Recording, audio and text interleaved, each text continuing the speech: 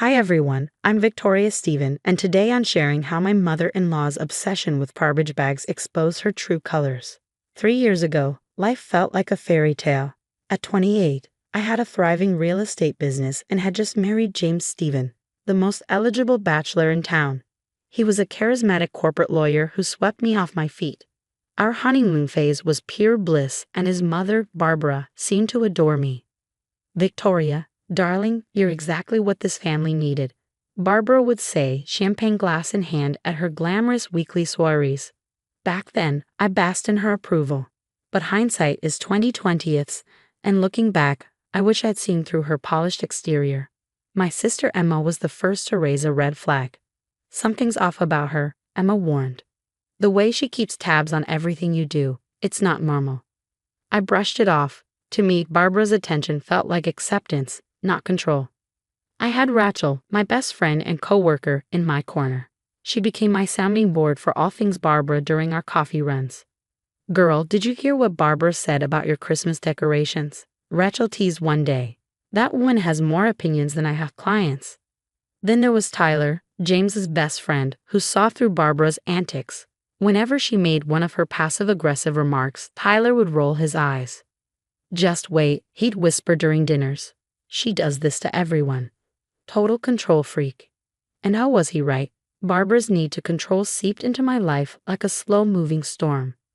It started small, rearranging my kitchen without asking, bombarding me with texts about how to fold James's shirts the Stephen way. "Sweetheart," she'd say with a sugary smile, "let me show you how we Stevens do things."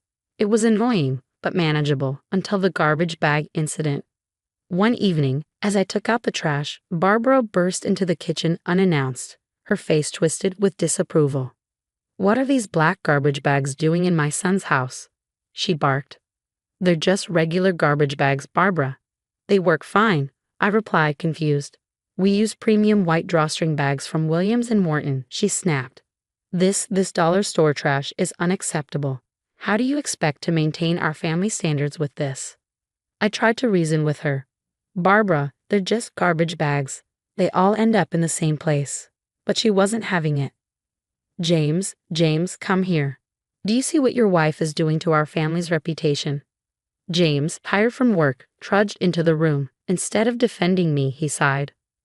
"Honey, maybe we should just use Mom's bags. It's not worth the argument." "Not worth the argument?" I exclaimed. "Your mother is screaming about garbage bags." "You're being too sensitive, Victoria. Mom just wants what's best for us." That night, as I lay in bed listening to James defend his mother, something in me shifted. My picture-perfect marriage was beginning to feel like it reeked worse than those inferior garbage bags.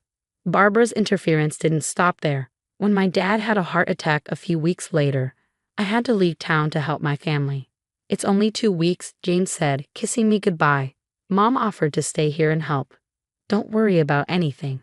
Those words would haunt me. The first few days at home were eerily quiet. James barely responded to my texts, claiming he was busy with work. Then Rachel called with alarming news. "Victoria, something weird is happening at the office," she said. "Barbara's been showing up at the Stephen firm every day, having long closed-door meetings with James and the partners." I tried to brush it off. Maybe it's about the family trust. But deep down, I knew something wasn't right. My stomach churned as Rachel's words echoed in my mind. "No, Victoria," I overheard her. Barbara was talking to James in the break room, saying things like, "She'll never fit into our world, and think about your future at the firm." Something wasn't adding up. Sitting in Dad's hospital room, I opened our online banking app. That's when I saw them. 6 hefty transfers from Barbara to James, each over $50,000, all within the past month. I texted James, "Hey babe, what's with these loans from your mom?" His reply was instant and icy. "Don't snoop through my finances, it's family business." A chill ran down my spine. James was shutting me out. Then Tyler called. "Victoria, you need to know something," he said, his voice serious. "What happened?" I asked, gripping my phone tighter. "I was at James' office yesterday. Barbara's poisoning him against you. She's convinced him you're using him for his money, that you're not Stephen material. He's different now. It's like he's under her spell." "That's ridiculous," I said, trying to sound confident. James wouldn't believe that. We love each other. Tyler sighed. Wake up, Victoria. Yesterday he said you're dragging down the family name with your common job and low-class background. Each day brought new horrors. James's calls became shorter, his tone colder.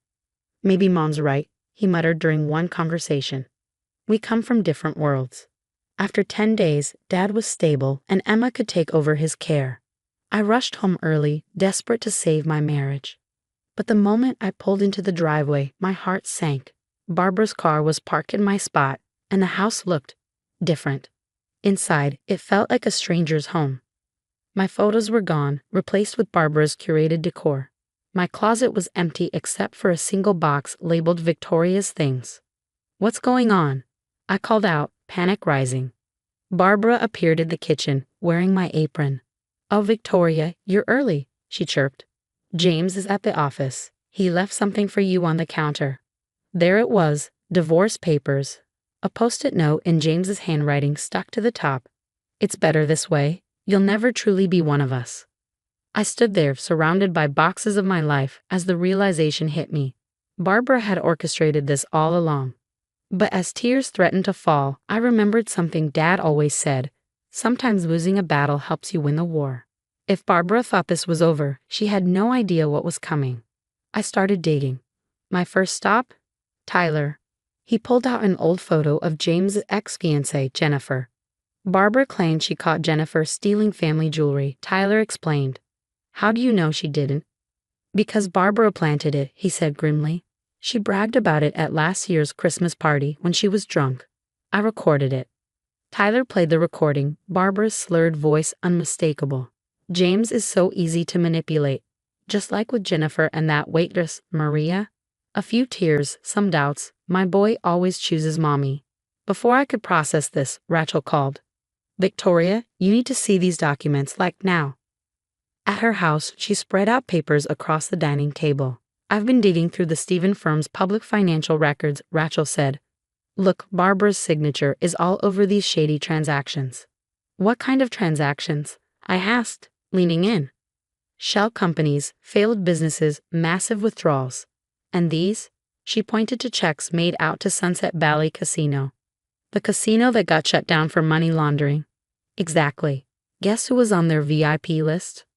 Armed with this mountain of evidence, I confronted James at his house. You need to see this, James, I said, holding the files. Your mother is stealing from the firm. He didn't even glance at the documents. More lies, he spat. Mom warned me you'd pull something like this. Barbara's gambling away company money. Look at these receipts. Get out before I call security. Mom was right. You're just a gold digger trying to destroy this family. The final blow came from Tyler's recordings. Once Victoria's gone, James will have access to the partner track funds. We can cover the casino losses before anyone notices. You're talking about fraud, James's voice replied. I'm talking about family, darling, Barbara purred. Just trust mommy. Sitting in my new apartment, surrounded by boxes, I realized Barbara had destroyed my marriage, but in doing so, she'd left herself exposed. She thought I'd slink away quietly. She was wrong. Rachel smirked as we sent anonymous tips to the IRS and SEC detailing Barbara's financial misdeeds. You won't believe what happened at the country club, Rachel said weeks later. 2 guys showed up looking for Barbara. Turns out, she owes a lot of money to some unfriendly people from Sunset Valley Casino. Oh, it gets better. James just found out his trust fund is empty.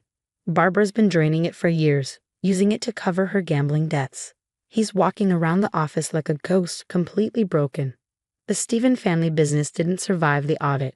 Every stone the investigators turned over revealed another snake lurking beneath it. Barbara's fake charities, embezzled funds, tax evasion, it all came crashing down. Did you hear about the Morton dinner party? Tyler texted me one night. Barbara showed up uninvited. Ed was desperate to save face, but Margaret Morton had security escort her out, called her a common criminal in front of everyone. Meanwhile, I was building something better.